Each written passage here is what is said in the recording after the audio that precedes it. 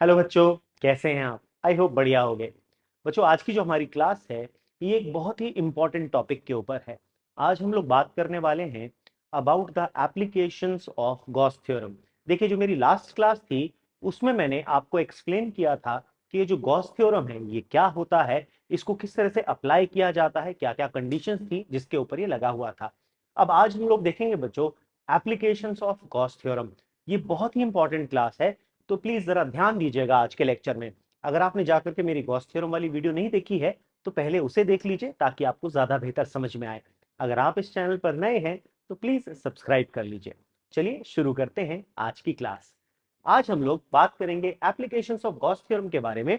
और इसमें जो सबसे पहला एप्लीकेशन हम लोग आज सीखेंगे बच्चों, ये है electric field due to an infinitely long charge wire. यानी अगर हम चार्ज को बराबर से एक पतली तार के ऊपर स्प्रेड कर दें, उसकी वजह से जो इलेक्ट्रिक फील्ड होती है वो हमने निकालनी है। इस तरह के चार्ज डिस्ट्रीब्यूशन को मैं अपने पुरानी क्लास में डिस्ट्रीब्यूट कर एक्सप्लेन कर चुका हूं। आप प्लीज जा करके उस लेक्चर को एक बार देख लीजिएगा। अबाउट कंटिन्यूअस चार्ज डिस्ट्रीब्यूशन मैंने आपको बताया था। ये जो कंटिन्यूअस चार्ज डिस्ट्रीब्यूशन होते हैं ये तीन तरह के होते हैं। एक, अगर आप एक पतली सी तार के ऊपर चार्ज को बराबर से स्प्रेड कर दो, उसे बोलते हैं लीनियर चार्ज डिस्ट्रीब्यूशन। अगर आप एक पतली सी शीट लेकर के उसके ऊपर चार्ज को स्प्रेड कर दो, उसे बोलते हैं सरफेस चार्ज डिस्ट्रीब्यूशन। और तीसरा था, अगर आप किसी बॉडी की पूरी वॉल्यूम में चार्ज को बराबर से भर दो, उसे बोलते हैं वॉल्यूम चार्ज डिस्ट्रीब्यूशन। तो जो केस आज हम ये देख रहे हैं, इसमें लेंथ के ऊपर चार्ज को बराबर से स्प्रेड किया गया है, इसीलिए ये बन जाता है पहले टाइप का केस, जो कि होता है लीनियर चार्ज डिस्ट्रीब्यूशन। तो आइए समझते हैं कि इसकी फील्ड हम कैसे कैलकुलेट कर सकते हैं। तो बच्चों, यहां पर हमने एक पतली सी वायर कंसिडर कर ली, जिसके लिए हम चार्ज डिस्ट्रीब्यूशन ले रहे हैं लीनियर चार्ज डिस्ट्रीब्यूशन। यानी चार्ज को डिस्ट्रीब्यूट किया गया है along the length of the conductor.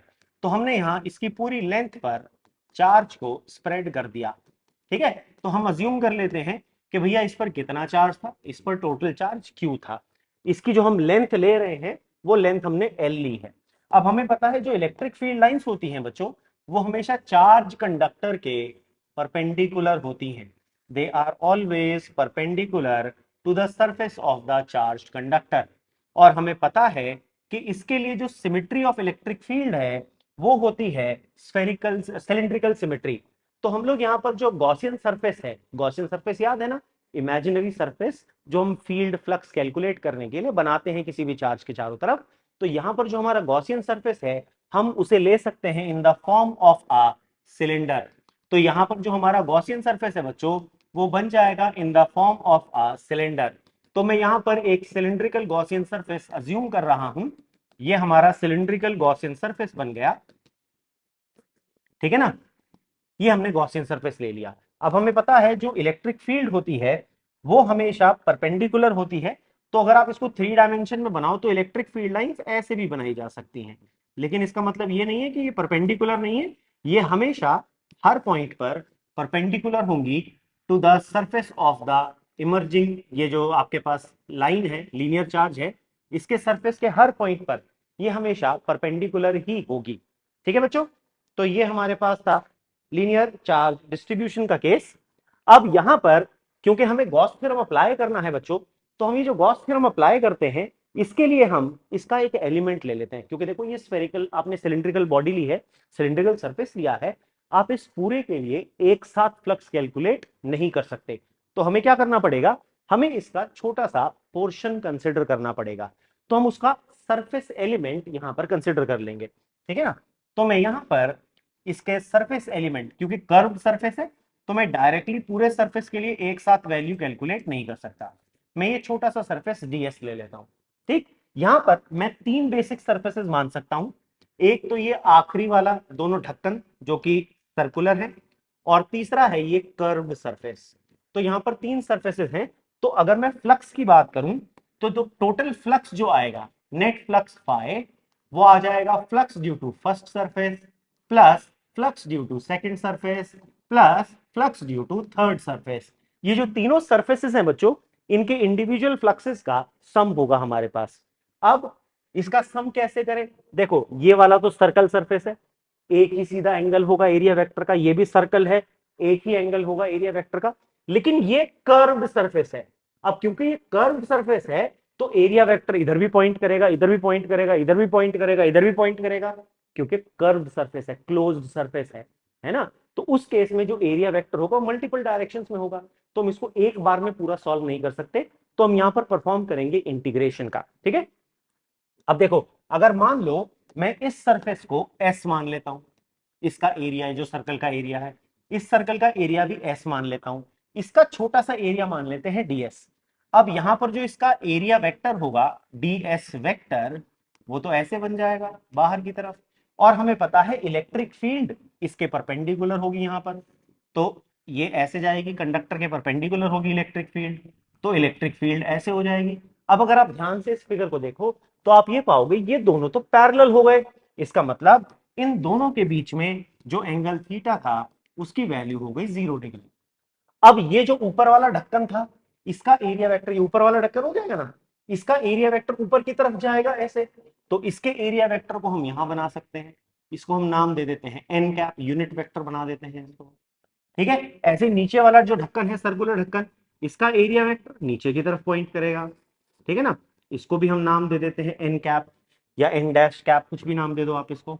आप ध्यान से देखो, ये दोनों ऐसे ऊपर और एक नीचे जा रहे हैं, और इलेक्ट्रिक फील्ड कैसे जा रही है, ऐसे डायरेक्शन में, तो थीटा कितना हो गया यहां पर भी हो गया थीटा की वैल्यू 90 डिग्री, और इस केस में भी हो गया थीटा की वैल्यू 90 डिग्री, क्योंकि देखो इसमें और इसमें एंगल 90 है, इसमें और इसमें एंगल 90 है। बात समझ में आ गई। तो अगर अब हम फ्लक्स को लगाएं, तो बेटा फ्लक्स का जो फॉर्मूला होता है बच्चों, फ्लक्स का फॉर्मूला होता है ई एस कॉस थीटा। यहां पर इलेक्ट्रिक फील्ड है ई, सरफेस एरिया है एस, और थीटा है 90 डिग्री। दूसरे वाले सरफेस के लिए इलेक्ट्रिक फील्ड है ई, एरिया है एस, और थीटा है 90 डिग्री, तो हम लिखेंगे कॉस 90 डिग्री। और तीसरे वाले में हम एक साथ नहीं निकाल सकते, तो हमें करना पड़ेगा इंटीग्रेशन, हम लिखेंगे integration of E D S cos 0 degree. आई बात समझ में सबको, ये नो, ठीक है ना। अब cos 90 जीरो होता है, तो ये दोनों के फ्लक्स, फर्स्ट सरफेस और सेकंड सरफेस का फ्लक्स हो गया बच्चों 0। अब E कांस्टेंट हो जाएगी, बाहर आ जाएगी, क्योंकि सिलिंड्रिकल सिमेट्री थी, तो सिलेंडर के हर पॉइंट पर इलेक्ट्रिक फील्ड की वैल्यू सेम रहेगी, तो हम कर देंगे इंटीग्रेशन ऑफ ds, क्योंकि cos 0 की वैल्यू 1 डल जाएगी। अब ds क्या था, अगर आप देखो सिलेंडर में जो कर्व्ड सरफेस होता है, उस कर्व्ड सरफेस का एक छोटा सा टुकड़ा था ds। ds was a small part of the curved surface of a cylindrical Gaussian surface, है ना। तो अब यहां पर अगर मैं ऐसे सारे ds ds ds को जोड़ता चला जाऊं, तो अल्टीमेटली मेरे पास क्या बन जाएगा, पूरा का पूरा सिलेंडर तैयार हो जाएगा, है ना। तो ds को मैं लिख सकता हूं curved surface of the cylinder. अब कर्व्ड सरफेस निकालने के लिए आपको दो चीजों की जरूरत पड़ेगी, एक है लेंथ की, तो हमने कहा लेंथ यहां पर l है, और दूसरी जरूरत पड़ेगी रेडियस की, हमने कहा रेडियस यहां पर है r। आई बात समझ में। तो कर्व्ड सरफेस जो हो जाएगा हमारे पास, तो फाई का फॉर्मूला आएगा E इंटू 2 पाई r l, ये हमारे पास इलेक्ट्रिक फ्लक्स की वैल्यू आ जाएगी। ये बच्चों हमने किस तरह से कैलकुलेट करी, ये हमने फ्लक्स की कैलकुलेशन करी बाय नॉर्मल मेथड, जिसमें होता है E into E dot S वाला फॉर्मूला यूज करके। लेकिन अगर हम गॉस थ्योरम यूज करें, यूजिंग गॉस थ्योरम, अब आप याद करो गॉस थ्योरम क्या कहता था बच्चों, गॉस थ्योरम कहता था कि जो इलेक्ट्रिक फ्लक्स होता है किसी भी गॉसियन सरफेस का, वो आता है चार्ज इनसाइड या enclosed by the Gaussian surface divided by epsilon naught. अब हमें इस सिलेंडर के अंदर कितना चार्ज फंसा है वो कैलकुलेट करना है। तो अगर हम मान ले इसमें लीनियर चार्ज डेंसिटी लैम्डा है, तो अगर मैं लिख दूं if lambda is the linear charge density, अगर यहां पर लीनियर चार्ज डेंसिटी लैम्डा है, तो लैम्डा का फॉर्मूला चार्ज अपॉन लेंथ या small charge upon small length दोनों से ही लिख सकते हैं। तो यहां पर इसके अंदर जो चार्ज Q था उसकी वैल्यू मैं कैसे लिख सकता हूं, लैम्डा इंटू एल से, है ना। यहां से देखो Q equal to lambda into L, तो मैं लिख सकता हूं lambda L upon epsilon naught. ये बन गई इक्वेशन नंबर 2। अब ध्यान से देखो, इक्वेशन 1 भी फ्लक्स की बात कर रही है और इक्वेशन 2 भी फ्लक्स की बात कर रही है।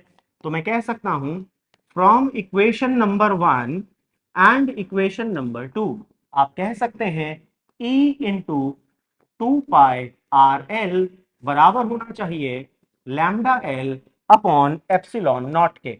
अब ध्यान से देखो, ये एल से ये एल दोनों तरफ कैंसिल हो गया, तो मेरे पास इलेक्ट्रिक फील्ड का फॉर्मूला आ गया E equals to lambda upon 2 pi epsilon naught R। ये है formula for electric field due to a uniformly charged thin wire. अगर आप इस फॉर्मूला को ध्यान से देखो तो आप ये पाओगे कि यहां से आप कह सकते हो कि ये जो इलेक्ट्रिक फील्ड है ये डायरेक्टली प्रोपोर्शनल होती है लीनियर चार्ज डेंसिटी के, और ये जो इलेक्ट्रिक फील्ड है ये इनवर्सली प्रोपोर्शनल होती है डिस्टेंस के, है ना। तो अगर अब आपसे प्लॉट करने को कहा जाए इलेक्ट्रिक फील्ड वर्सेस डिस्टेंस का graph for a linear charge, तो वो कैसा हो जाएगा, आइए देखते हैं। अब हमने इलेक्ट्रिक फील्ड का फॉर्मूला लिखा E equals to lambda upon 2 pi epsilon naught R। इसको हम एक और फॉर्म में भी लिख सकते हैं, अगर मैं इसे ऊपर नीचे 2 से मल्टीप्लाई कर दूं तो ये हो जाएगा 2 लैम्डा अपॉन 4 पाई एप्सिलॉन नॉट R। अगर आप ध्यान दो 1/4 पाई एप्सिलॉन नॉट को हम कूलम्स कांस्टेंट के लेते हैं, तो आपके पास E का फॉर्मूला ऐसे भी लिखा जा सकता है बच्चों 2k लैम्डा/R। तो अगर आपको कहीं पर ये लिखा मिले तो कंफ्यूज नहीं होना, ये उसी के बारे में बात हो रही है। तो यहां से इतना तो समझ में आ जाता है कि जो इलेक्ट्रिक फील्ड और डिस्टेंस है इनका रिलेशन इनवर्सली प्रोपोर्शनल वाला है। तो अगर हम इसके लिए ग्राफ प्लॉट करें between electric field and distance, तो मैं कह सकता हूं इलेक्ट्रिक फील्ड यहां पर है और डिस्टेंस यहां पर है, तो मुझे ये बात पता है कि इनवर्सली प्रोपोर्शनल का ग्राफ हाइपरबोलिक होता है, ठीक है ना। ये एक रेक्टेंगुलर हाइपरबोला होता है E inversely proportional to R। तो ये बन जाएगा graph for electric field intensity for a linear charge conductor. I hope आप सबको ये क्लियर हो गया होगा। चलिए बच्चों, अब देखते हैं इसका सेकंड एप्लीकेशन, जो कि है electric field due to a uniformly charged infinite plane sheet. ये बहुत ही इंपॉर्टेंट है, ठीक है ना, इसके ऊपर इस साल भी बोर्ड में क्वेश्चन आया था। तो एक uniformly charged infinite plane sheet की अगर हम बात करें तो चलिए उसे ड्रॉ कर लेते हैं पहले। ये बच्चों हमने एक इनफिनिट प्लेन शीट मान ली, ये हमारे पास है एक इनफिनिट प्लेन शीट।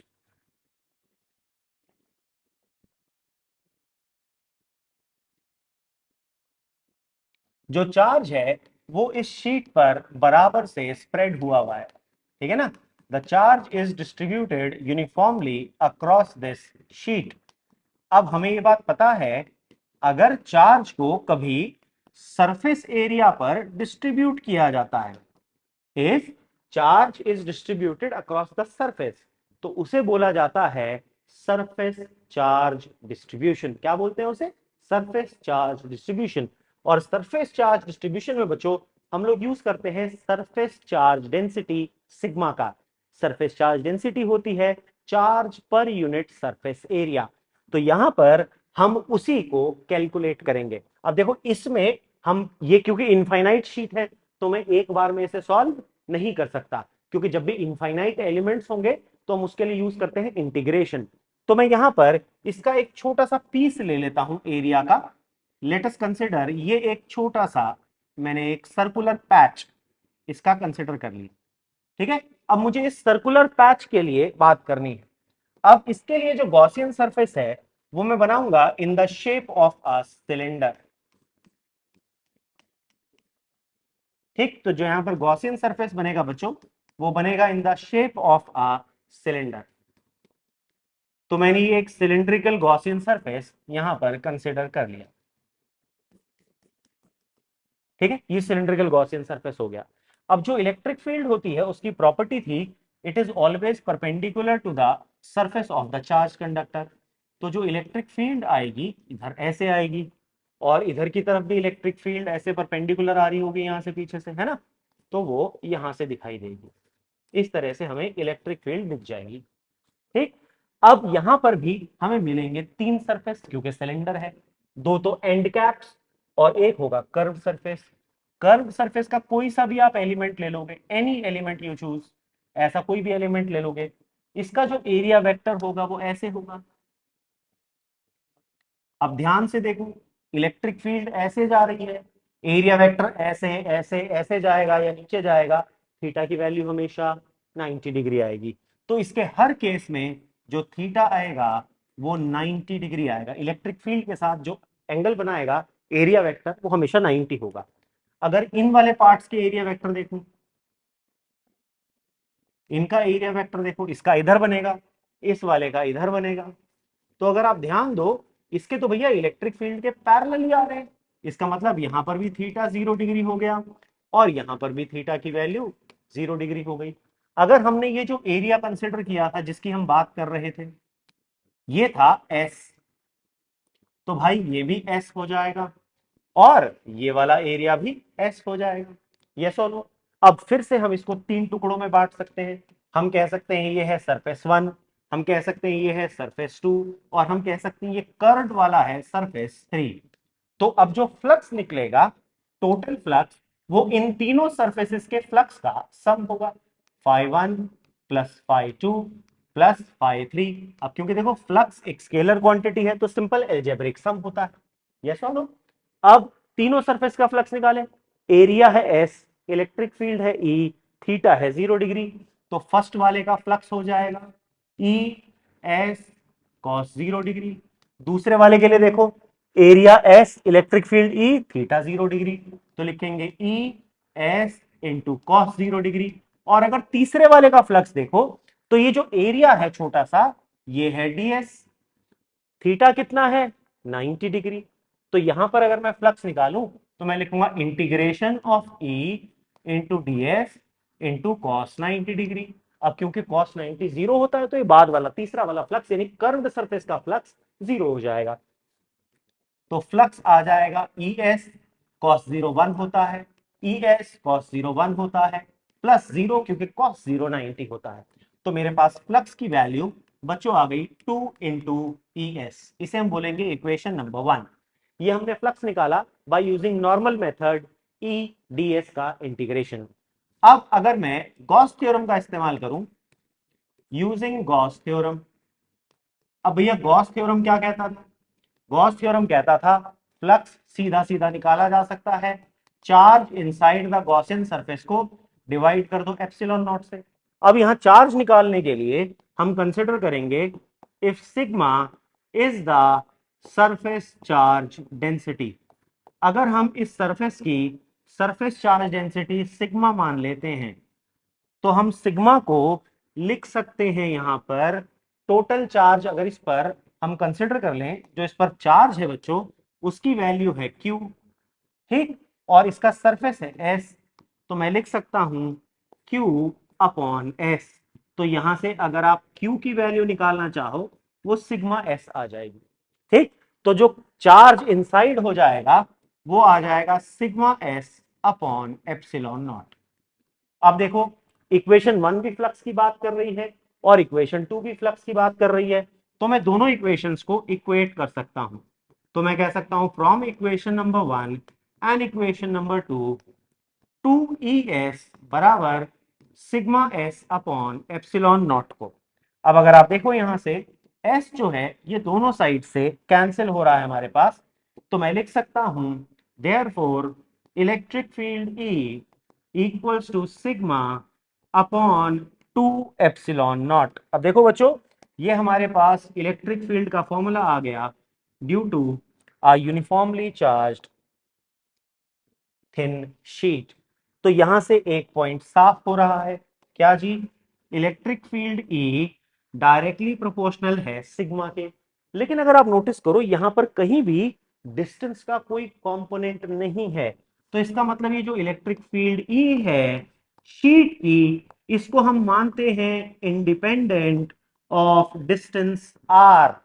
तो जो शीट होती है उसकी इलेक्ट्रिक फील्ड को आप डिस्टेंस से इंडिपेंडेंट कंसिडर कर सकते हैं, ठीक है। तो ये थी electric field due to a uniformly charged thin sheet. अब बच्चों इसी थिन शीट के लिए हम लोग एक बढ़िया सा स्पेशल केस समझ सकते हैं। वो स्पेशल केस है कि अगर आपके पास दो पैरेलल शीट्स हों तब उनकी फील्ड कैसे बनेगी। ठीक है, तो हम बात करते हैं field due to two parallel sheets.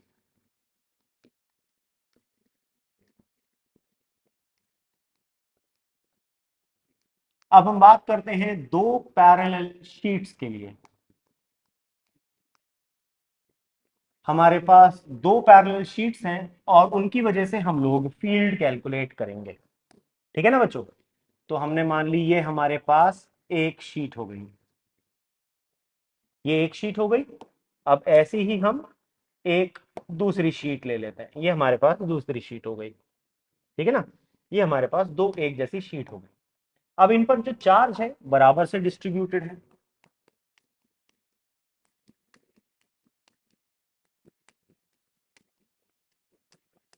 ये हमारे पास पहली शीट पर चार्ज बराबर से यूनिफॉर्मली डिस्ट्रीब्यूट हो गया। अब दूसरी शीट लेते हैं, दूसरी शीट पर भी चार्ज यूनिफॉर्मली डिस्ट्रीब्यूटेड है, तो कौन सा चार्ज डिस्ट्रीब्यूशन हो गया, सरफेस चार्ज डिस्ट्रीब्यूशन। हमने कहा भैया ये है शीट ए और ये है शीट बी। शीट ए के लिए सरफेस चार्ज डेंसिटी है सिग्मा 1, शीट बी के लिए सरफेस चार्ज डेंसिटी है सिग्मा 2। अब दोनों ही पॉजिटिवली चार्ज है, दोनों की ही फील्ड उनसे अवे जाएगी, है ना। तो अब इनकी फील्ड बना लेते हैं। पहले फर्स्ट वाली की फील्ड को हम नाम देते हैं E1, तो यहां बन गई E1 अवे, यहां भी बन गई। आगे तक जाएगी ना भाई, किसी भी चार्ज पार्टिकल की फील्ड जो है चार्ज कंडक्टर की इंफिनिटी तक एग्जिस्ट कर रही होती है और इधर पीछे की तरफ जाएगी। तो ये भी आ गई हमारे पास E1। ऐसे ही दूसरे वाली की फील्ड को नाम देते हैं E2, इसकी फील्ड इधर जाएगी E2, इसको नाम दे देते हैं जी E2 वेक्टर। इधर भी जाएगी तो इसको भी नाम दे देते हैं E2 वेक्टर, और आगे भी जाएगी तो इसलिए यहां भी नाम दे देते हैं E2 वेक्टर, है ना। तो ये हमारे पास फील्ड आ गई। अब अगर आप ध्यान से देखो, एक शीट ये है, एक शीट ये है, तो ये शीट स्पेस को तीन टुकड़ों में बांट रही है।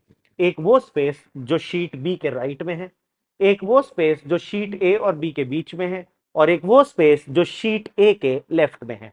तो इन तीनों स्पेसेस को हम नाम दे देते हैं। हम कहते हैं ये है रीजन नंबर 1, ये है रीजन नंबर 2 और ये है रीजन नंबर 3। ठीक है, अब हमें पता है इलेक्ट्रिक फील्ड एक वेक्टर क्वांटिटी है, तो अगर एक साइड की फील्ड को मैं प्लस कहूंगा तो दूसरी साइड की फील्ड, उससे ऑपोजिट डायरेक्शन वाली फील्ड मुझे माइनस लेनी पड़ेगी। तो याद रखेंगे, हम पॉजिटिव एक्स एक्सिस वाली डायरेक्शन को पॉजिटिव लेकर के चलेंगे और जो नेगेटिव एक्स एक्सिस वाली डायरेक्शन होंगी बच्चों उनको हम माइनस लेकर के चलेंगे। तो ये कन्वेंशन हम लोग यहां पर यूज करेंगे।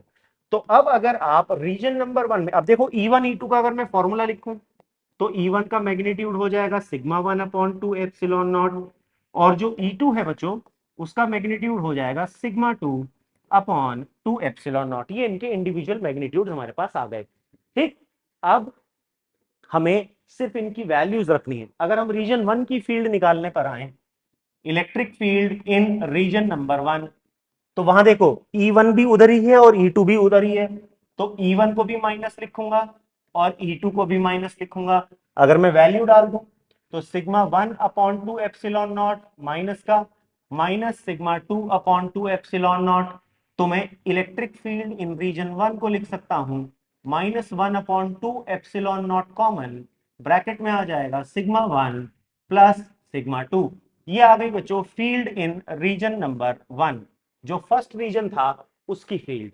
अब इसी तरीके से जो सेकंड रीजन है बीच वाला, इसमें E1 तो पॉजिटिव साइड पर है, E2 नेगेटिव साइड पर है। तो अगर मैं electric field in second region की बात करूं तो E1 को तो लिखूंगा प्लस, लेकिन E2 को लिखूंगा माइनस। तो अगर मैं E1 की वैल्यू डालूं सिग्मा 1/2 एप्सिलॉन नॉट, E2 की वैल्यू डालूं सिग्मा 2/2 एप्सिलॉन नॉट, तो अगर मैं यहां पर 1/2 एप्सिलॉन नॉट कॉमन निकाल लेता हूं बच्चों, तो ब्रैकेट में बचता है सिग्मा 1 माइनस सिग्मा 2। ये आ गई electric field in second region. अब आते हैं थर्ड रीजन के ऊपर। तो E1 भी राइट की तरफ है, E2 भी राइट की तरफ है, और ये डायरेक्शन हमने लिए पॉजिटिव, तो E1 भी पॉजिटिव ली जाएगी E2 भी पॉजिटिवली जाएगी, तो मैं लिखूंगा E1 भी पॉजिटिव, E2 भी पॉजिटिव, तो आप लिखेंगे sigma 1 upon 2 epsilon not plus sigma 2 upon 2 epsilon not. तो अगर मैं इसमें से 1 अपॉन 2 एप्सिलॉन नॉट कॉमन निकाल लूं बच्चों, तो अगर हम 1 अपॉन 2 एप्सिलॉन नॉट कॉमन निकाल लेते हैं, तो सिग्मा 1 प्लस सिग्मा 2 हमारे पास बचता है यहां पर। आई होप सबको ये समझ में आ गया, यस और नो। तो ये था हमारे पास electric field due to two parallel sheets. अब इसमें एक और स्पेशल केस बनाया जा सकता है, इसका सब केस। क्या? अभी तो हमने ए और बी दोनों पॉजिटिवली चार्ज शीट्स ली थी, मान लो मैं बी को नेगेटिवली चार्ज कर दूं तो क्या होगा?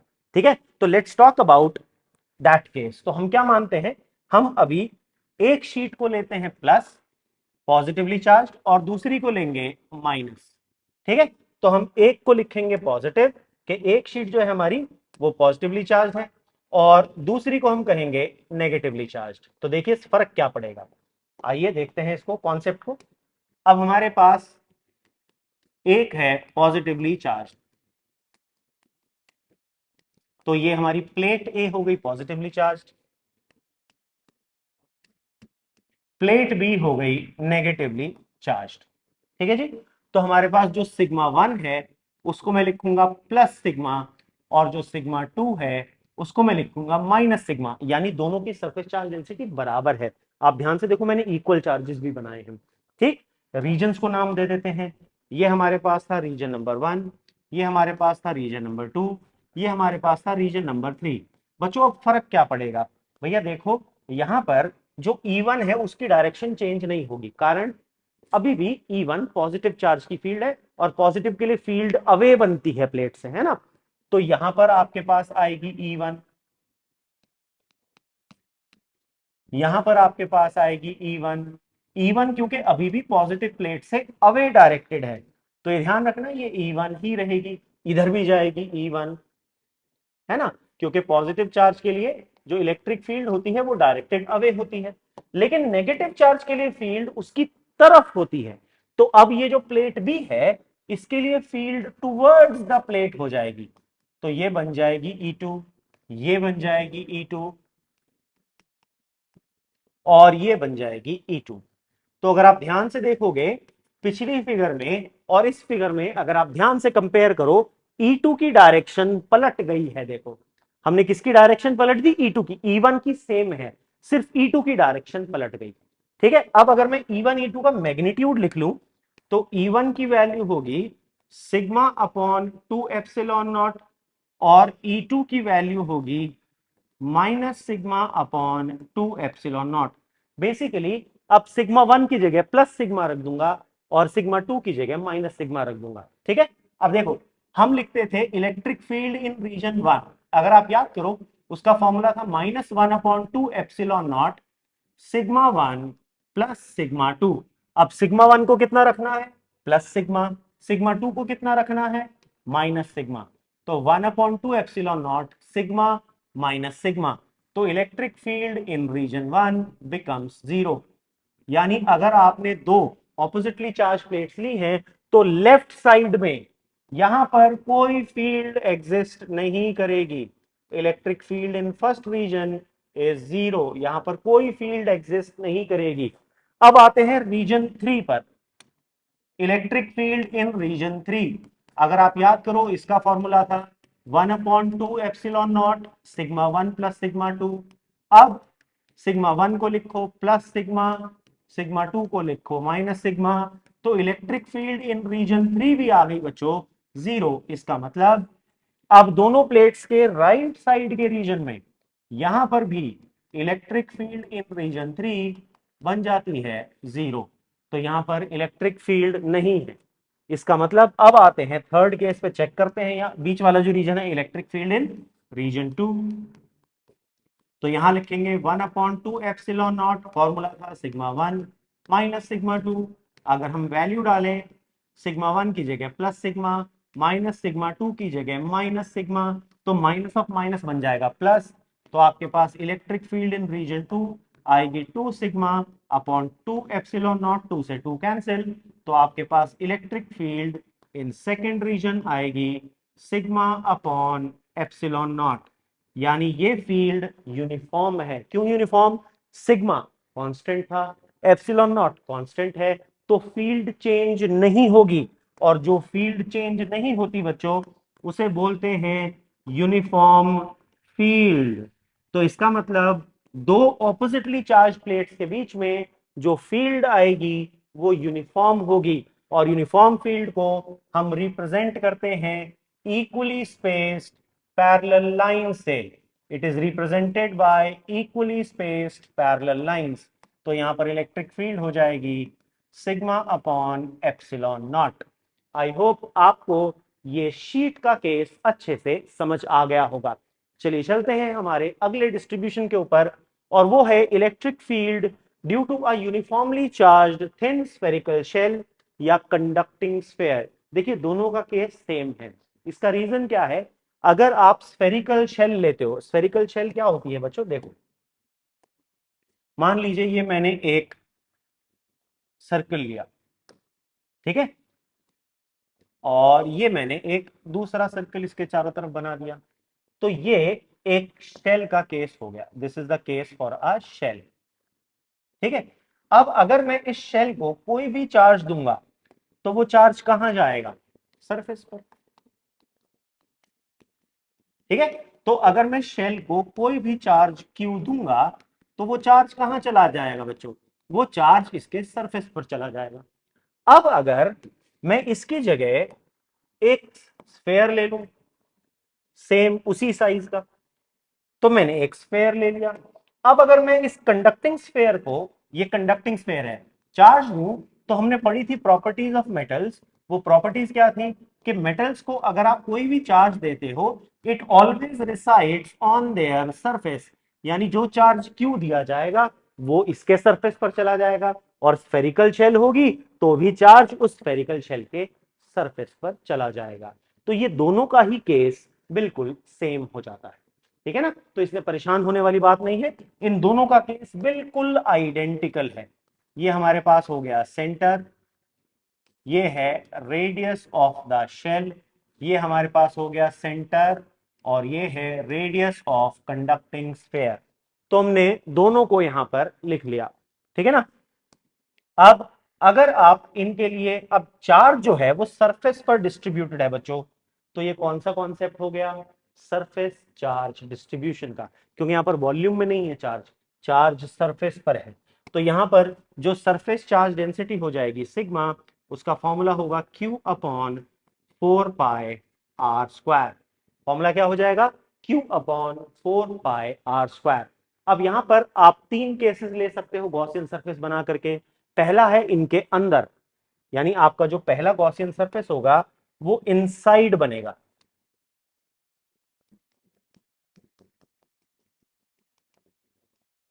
ये है R1 रेडियस,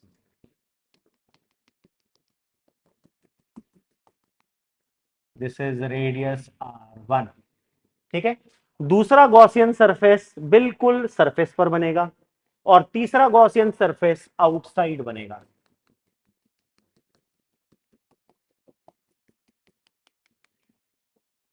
ठीक है। ये हमारा तीसरा Gaussian surface R3,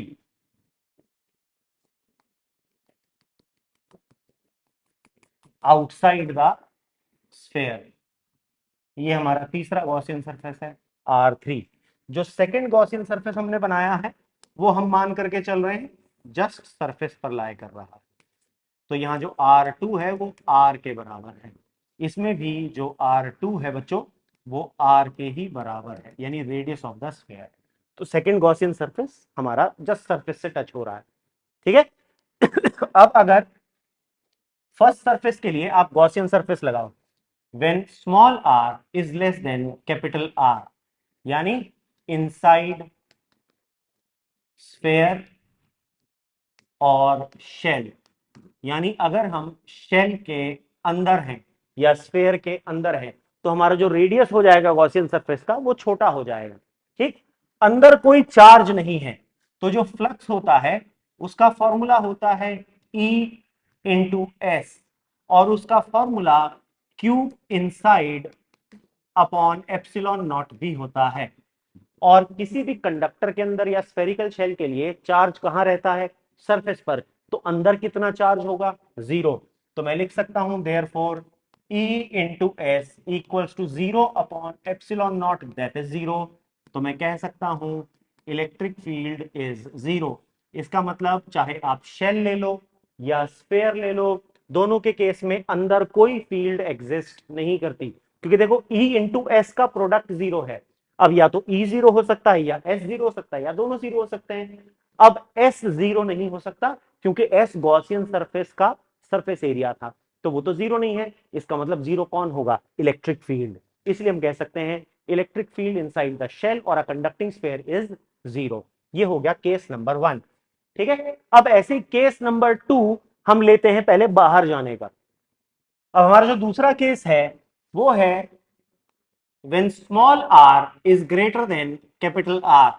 That means point lies outside the shell और sphere, यानी जो पॉइंट है वो शेल या स्फेयर के बाहर लाई कर रहा है। ठीक है, तो अब हमारा जो गॉसियन सरफेस है हम इस तरह से बना सकते हैं। देखिए, मैं यहां पर आपको आउटसाइड के लिए अलग से फिगर बना के दिखा रहा हूं बच्चों। अब हमारा जो गॉसियन सरफेस है वो ऐसे बन जाएगा। ये हमारा हो गया गॉसियन सरफेस। ये था इसका सेंटर।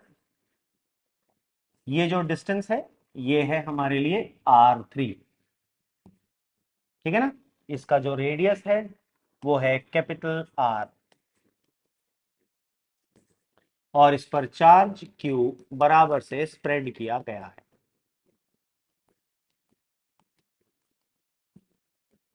ठीक है जी। अब हमें पता है जो इलेक्ट्रिक फील्ड लाइन होती है बच्चों, वो हमेशा किसी भी चार्ज कंडक्टर के सरफेस के परपेंडिकुलर होती है। तो ये जो इलेक्ट्रिक फील्ड होगी ये रेडियली आउटवर्ड आ जाएगी। अब मैं गॉसियन सरफेस का एक बहुत छोटा सा पीस ले लेता हूं, एरिया एलिमेंट ले लेता हूं ds। अगर मैं इस ds का एरिया वेक्टर बनाऊं तो वो एरिया वेक्टर ऐसे बनेगा, एन कैप इधर की तरफ, थीटा की वैल्यू कितनी हो गई? जीरो। तो अगर मैं फ्लक्स निकालूं, छोटा सा फ्लक्स डी फाई, तो वो आ जाएगा ई डॉट डी एस, जिसको मैं लिखूंगा ई डी एस कॉस 0 डिग्री, यानी ई इंटू डी एस। अब मैं ऐसे कितने एलिमेंट्स बना सकता हूं? Infinite elements. तो इनफाइनाइट एलिमेंट्स के लिए हम करते हैं इंटीग्रेशन। तो integration of D phi for the close surface, तो मैं लिखूंगा integration for the close surface E into D S. E बाहर आ जाएगी क्योंकि स्फेरिकली सिमेट्रिक है इलेक्ट्रिक फील्ड। तो integration of D S, D S था इसका छोटा सा पीस। आप इमेजिन करो आपके पास एक फुटबॉल है, फुटबॉल के ऊपर हेक्सागन और पेंटागन वाले वो पैचेस होते हैं। आप उनमें से एक पैच को ये मान लो। अब अगर मैं आपसे कहूं उन सारे पैचेस को बारी बारी बारी करके आप जोड़ते चले जाओ, तो लास्ट में जब आप सारे पैचेस को जोड़ लोगे तो आपको क्या मिलेगी? आपको मिलेगी पूरी की पूरी फुटबॉल। इसका मतलब अगर मैं ऐसे सारे डीएसएस को जोड़ दूं तो मुझे पूरे के पूरे गॉसियन सरफेस का सरफेस एरिया मिल जाएगा, है कि नहीं? तो मैं कह सकता हूं integration of dS equals to surface area of a sphere, जो कि होता है 4πr²। ठीक है, तो मैं कहूंगा flux equals to E into 4πr²। ये बन गई इक्वेशन 1।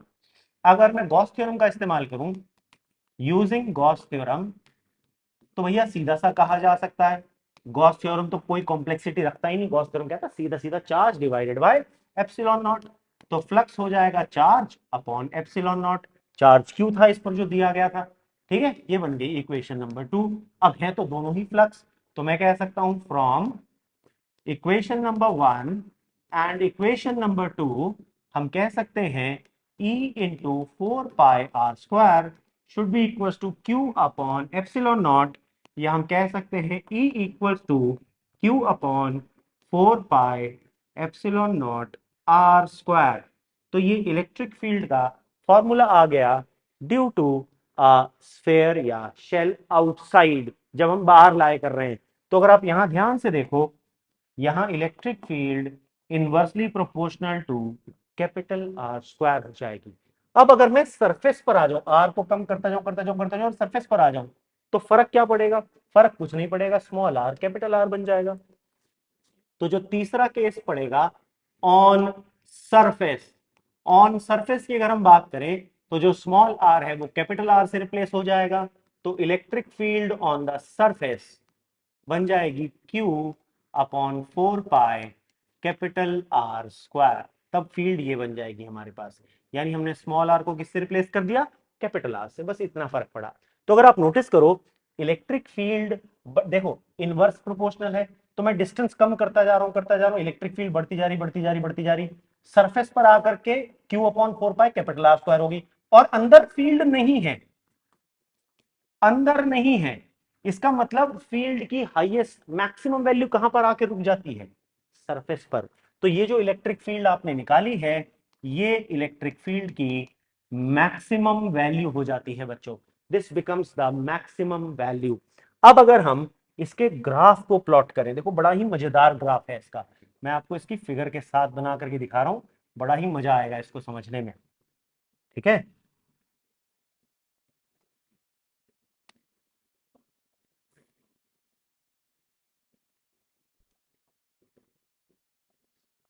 ठीक है जी, ये हमने सेंटर ले लिया हमारे स्फेयर का। ठीक है, ओ ये डिस्टेंस है रेडियस के बराबर। ठीक है, हमने इलेक्ट्रिक फील्ड ली है वाई एक्सिस पर, डिस्टेंस लिया है एक्स एक्सिस पर। तो अगर आप नोटिस करो यहां पर ये वाला जो डिस्टेंस है, इसको मान सकते हैं small R equals to capital R. भैया इसके नीचे अंदर तो फील्ड ही नहीं होती, तो इसके अंदर तो फील्ड ही नहीं है। उसके बाद फील्ड कहां पर है? मैक्सिमम कहां पर है? यहां पर। और उसके बाद inversely proportional to R square हो जाती है। तो आप इसको यहां से जीरो से एकदम स्टार्ट करके भी दिखा सकते हो, या आप इसको डायरेक्टली यहां से भी दिखा सकते हैं। E outside is inversely proportional to R square.